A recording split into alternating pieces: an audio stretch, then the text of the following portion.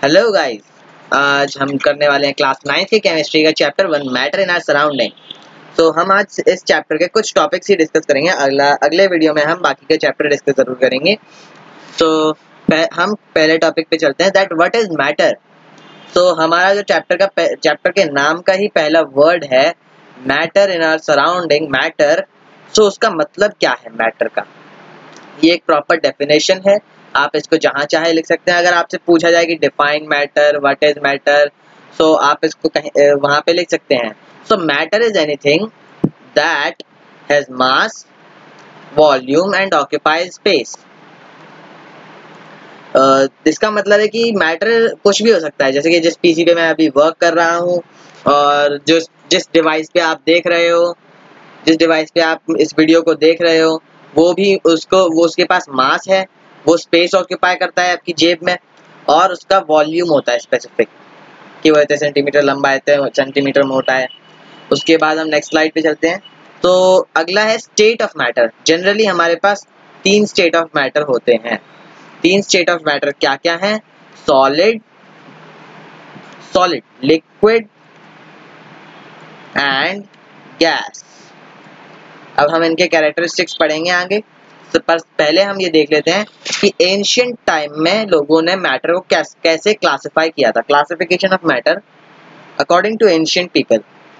Ancient Indian classification ये था कि उन्होंने उसको 5 भागों में डिवाइड किया था। पहला फायर, और फिर उसके बाद water, earth, sky and air. तो इन 5 भागों में उन्होंने डिवाइड किया था मैटर को। वो सोचते थे कि जो सभी दुनिया में चीजें हैं वो इन्हीं 5 पंच तत्वों से बनी हुई हैं। लेकिन अब जो मॉडर्न क्लासिफिकेशन है वो आपने देखा ही अभी सॉलिड, लिक्विड, गैस। इसके अलावा भी 2 स्टेट्स ऑफ मैटर होती हैं, प्लाज्मा और बीईसी, बोस-आइंस्टाइन कंडेंसेट। वो हम आगे के वीडियोस में पढ़ेंगे। तो उसके बाद हमारा जो अगला है वो है कैरेक्टरिस्टिक्स ऑफ मैटर। सो पहला कैरेक्टरिस्टिक है particles of matter have intermolecular space. So particles के बीच में इंटरमॉलिक्यूलर स्पेस मतलब कि इनमें स्पेस होता है बीच में। जैसे कि आप देख पा रहे हो सॉलिड में इतना कम होता है, लिक्विड में उससे थोड़ा ज्यादा होता है, गैस में बहुत ज्यादा होता है। ये है सॉलिड, ये है लिक्विड, ये है गैस। मैं इसको ऐसे ही लेटर से डिनोट कर रहा हूँ। और इन सॉलिड्स में इतना कम होता है, इतना कम इंटरमॉलिक्यूलर स्पेस होता है, इसलिए उनमें डिफ्यूजन की टेंडेंसी भी बहुत कम होती है। वो हम आगे के कैरेक्टरिस्टिक्स में पढ़ेंगे, वो भी एक कैरेक्टरिस्टिक है। तो अभी हम बात करते हैं इंटरमॉलिक्यूलर स्पेस। सो इंटरमॉलिक्यूलर स्पेस सॉलिड्स में सबसे कम होता है, बहुत कम। इसलिए ऐसा लगता है कि जो पीस है वुड का वो एक बिल्कुल फ्लैट दिखता है, उसके अंदर कोई भी स्पेस नहीं दिखता, ना ही उसके आर पार दिखता है हमको। और लिक्विड जो होता है जैसे कि वाटर, और उसके हम आर पार भी देख पाते हैं, कभी कभार अगर वो साफ होता है तो। और गैस में हम कोई भी गैस लिख सकते हैं, जैसे कि हमारे आसपास जो हमेशा घूमती रहती है एटमॉस्फेरिक गैस। एटमॉस्फेरिक गैस की भी हमें आर पार दिख पाता है, क्यों? क्योंकि उसमें बहुत ही ज्यादा इंटरमॉलिक्यूलर स्पेस होता है और एटम्स जो होते हैं, पार्टिकल्स जो होते हैं, बहुत छोटे होते हैं। वाटर के भी पार्टिकल्स का ही उतना साइज होता है, लेकिन वो उनका जो फोर्स इंटरमॉलिक्यूलर स्पेस है वो थोड़ा सा कम होता है एज कंपेयर टू गैस।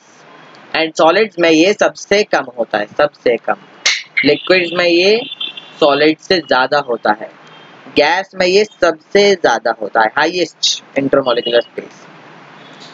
हमारा नेक्स्ट कैरेक्टरिस्टिक है पार्टिकल्स है of matter possess kinetic energy.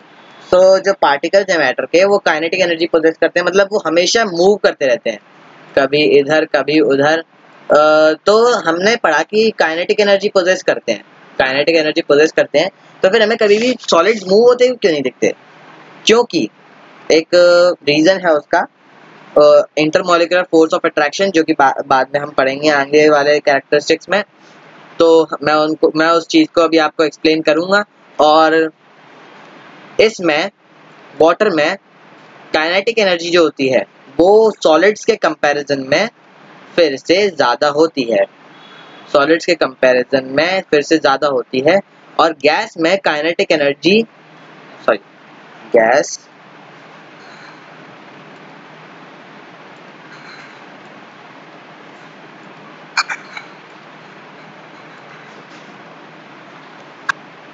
Gas में काइनेटिक एनर्जी सबसे ज़्यादा होती है। तभी जो हम जब भी बलून फुलाते हैं तो चाहे उसमें हवा कम ही क्यों ना हो, लेकिन फिर भी वो ज़्यादा फूल जाता है, क्योंकि जो गैस का पार्टिकल्स हैं वो बलून की वॉल पे काइनेटिक एनर्जी से पुश करते हैं। काइनेटिक एनर्जी होती है जिससे कोई भी मूवमेंट होती हो, बलून की वॉल पे काइनेटिक एनर्जी से पुश करते हैं। ओके, तो हमारा नेक्स्ट जो कैरेक्टरिस्टिक है वो है particles of matter have the tendency to diffuse. Tendency to diffuse मतलब टेंडेंसी टू इंटरमिक्स, लाइक इसके बीच में कोई और सब्सटेंस का पार्टिकल फिट हो जाना। वाटर में suppose that it is a water beaker and it's a water beaker water sorry it's a very wrong, it's a very bad writing. ये एक वाटर का बीकर है और इसमें कुछ पार्टिकल्स है और इसमें पानी भरा हुआ है। अब अगर मैं इसमें सॉल्ट डालता हूँ, सॉल्ट के पार्टिकल सपोज ये हैं, अगर मैं इनको इनके अंदर डालता हूँ तो ये मेरे मिक्स करने पे इसमें डिजॉल्व हो जाते हैं, यहाँ पे फिट हो जाते हैं। यहाँ डिजॉल्व होने का मतलब है वो वाटर के पार्टिकल्स के बीच में छिप जाते हैं या फिर बाइंड हो जाते हैं या फिर मिक्स हो जाते हैं उन्हीं में, जिससे वो हमें दिखाई नहीं देते। सॉलिड्स में ये टेंडेंसी फिर से सबसे कम होती है क्योंकि उनमें इंटरमॉलिक्यूलर स्पेस भी सबसे कम होता है, और लिक्विड्स में अगेन सॉलिड्स से ज़्यादा होती है। और गैस में ये टेंडेंसी सबसे ज़्यादा होती है। कोई भी गैस मिक्स हो जाए एयर में दिखेगी नहीं। क्यों? अगर मैं पानी में कलर डाल दूं और फिर उसको एवापोरेट करूं तो फिर मुझे दिखेगी नहीं, बाद में वो कलर दिखेगा नहीं मुझे। क्यों? क्योंकि वो एयर के स्पेस के बीच में छिप जाता है ऐसे, इसलिए।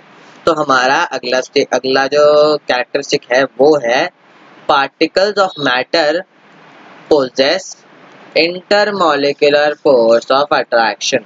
इसका मतलब है कि पार्टिकल्स एक दूसरे की तरफ अट्रैक्ट होते हैं। ये जो अट्रैक्शन का फोर्स है ये सॉलिड्स में सबसे ज़्यादा होता है, तभी हमें सॉलिड बिल्कुल एक पीस दिखता है, जैसे कि उसमें पार्टिकल्स नहीं है, वो ही एक अकेला पार्टिकल हो। जैसे कि एक वुड के पीस को तोड़ने के लिए बहुत ज़्यादा पावर लगानी पड़ती है क्योंकि उसमें इंटरमॉलिक्यूलर अट्रैक्शन बहुत ज़्यादा होता है, जिससे उसको तोड़ने में दिक्कत हो सकती है।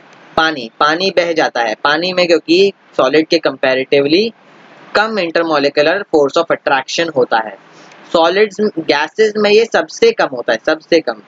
अब यहाँ पर जो पिछली 3 चल रही थी कैरेक्टरिस्टिक्स, उनसे सब कुछ उल्टा हो जाता है इस फोर्थ कैरेक्टरिस्टिक में। इनमें कम होता है ये अट्रैक्शन, इसलिए ये एक दूसरे की तरफ ज़्यादा नहीं जाते, ये एक दूसरे से दूर भी जा सकते हैं कभी कभार। और गैसेस में सबसे कम होता है, इसलिए इन दोनों को टुगेदर कहा जाता है fluids.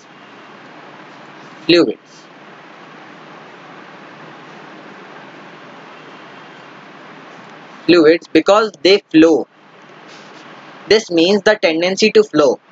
Fluid means the tendency to flow and ये दोनों जो सब्सटेंस हैं लिक्विड और गैस, ये फ्लो करते हैं, इसलिए इनको फ्लूइड्स भी कहा जाता है। तो ये थे कुछ कैरेक्टरिस्टिक्स मैटर के कैरेक्टरिस्टिक्स। तो अगर आपने वीडियो यहाँ तक देखी तो आपको पसंद आई होगी ज़रूर। So please make sure you like the video and subscribe to my channel if you are new, and press the bell icon to get the latest notification of my videos. If you want to learn more, please subscribe and please share this video. Thank you.